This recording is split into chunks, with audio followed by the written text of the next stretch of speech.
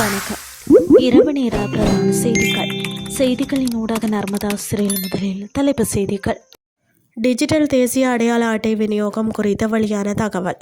கோர்மஸ் நீரிணையை திறக்க அமெரிக்காவிற்கு ஈரான் முக்கிய நிபந்தனை. இனி விரிவான செய்திகள். இலங்கையில் தற்போது வழங்கப்பட்டுள்ள அனைத்து தேசிய அடையாள அட்டைகளுக்கும் பதிலாக எதிர்வரும் சில வருடங்களுக்கு டிஜிட்டல் தேசிய அடையாள அட்டைகளை வழங்குவதற்கு திட்டமிடப்பட்டுள்ளதாக தகவல் வெளியாகியுள்ளது. குறித்த விடயத்தினை டிஜிட்டல் பொருளாதார பிரதி அமைச்சர் எரங்க வீரரத்ன தெரிவித்துள்ளார். டிஜிட்டல் மயமாக்கல் செயற்திட்டத்தின் கீழ் இந்த ஆண்டின் எஞ்சியுள்ள சில மாதங்களுக்குள் முதலாவது டிஜிட்டல் அடையாள அட்டையை வெளியிடுவதற்கு நடவடிக்கை எடுக்கப்பட்டு வருவதாக அவர் சுட்டிக்காட்டியுள்ளார். இதுகுறித்து அவர் மேலும் தெரிவிக்கையில், டிஜிட்டல் பொருளாதாரத்துக்கு நாங்கள் முன்னுரிமை அளித்துள்ளோம். இந்த வருடத்திற்குள் முதலாவது டிஜிட்டல் அடையாள அட்டையை வெளியிடும் கட்டத்தை எட்டுவோம். அதுபோன்று அடுத்த வருடம் ஆகஸ்ட் மாதமளவில் முழுமையான டிஜிட்டல் அடையாள அட்டையை வழங்க எதிர்பார்க்கிறோம். அங்கிருந்த சுமார் 2 வருட காலப்பகுதிக்குள் நாட்டின் 17 மில்லியன் மக்களையும் பழைய அடையாள அட்டைகளுக்கு பதிலாக புதிய டிஜிட்டல் முறைமைக்கு கொண்டுவர எதிர்பார்க்கிறோம் என தெரிவித்தார்.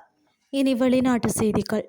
ஈரானின் கடற்படை முற்றுகையை நீக்குதல் உள்ளிட்ட முக்கிய கோரிக்கைகளை அமெரிக்கா நிறைவேற்றும் வரை கோர்முஸ் நீரிணை திறக்கப்படாது என அந்நாட்டின் உயர்மட்ட பேச்சுவார்த்தையாளரான முகமது பாகர் கலிபாப் திட்டவட்டமாக அறிவித்துள்ளார். அமெரிக்காவிற்கு இன்று அவர் வழங்கிய முக்கிய செய்தியில் இதனை சுட்டிக்காட்டியுள்ளார். இருதரப்புக்கும் இடையிலான புரிந்துணர்வு ஒப்பந்தத்தில் குறிப்பிடப்பட்டுள்ள அமெரிக்காவின் உறுதிமொழிகள் நிறைவேற்றப்படும் வரை நீரிணை திறக்கப்படாது என திட்டவட்டமாக கூறியுள்ளார்.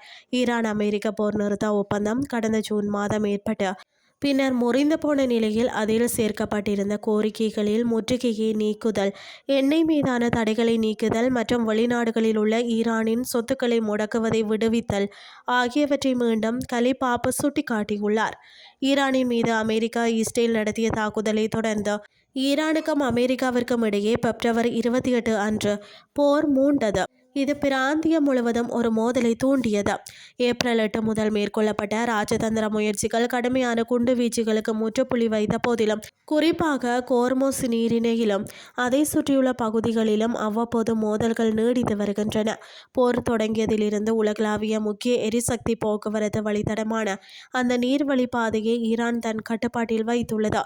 இதனால் கப்பல்கள் அனுமதி பெறவும் போக்குவரத்து சேவை கட்டணங்களை செலுத்தவும் வேண்டியுள்ளது. இந்த நடவடிக்கையை அமெரிக்காவுடன் பல பிராந்திய நாடுகளும் எதிர்த்துள்ளது. செய்திகள் யாவும் நிறைவடைகின்றது.